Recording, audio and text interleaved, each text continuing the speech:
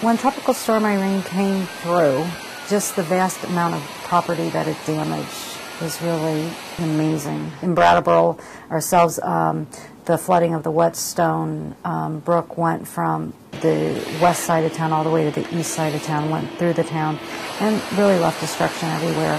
The last time we met, we were at a site where there was some flooding coming in from the Connecticut River, was backing into all the lowlands and flooding some of the businesses down on Route 5 in Westminster.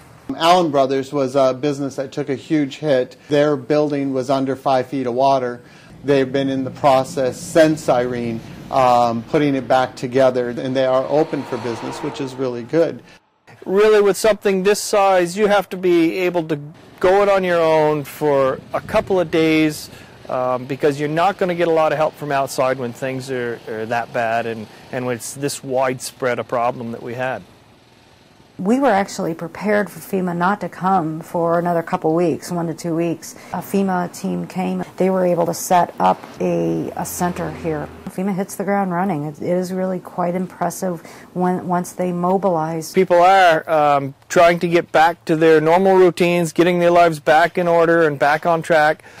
We just had a bridge that was reopened this week in Westminster that was taken out by the tropical storm. People were using different modes of transportation. You could not get down Route 5 into Westminster.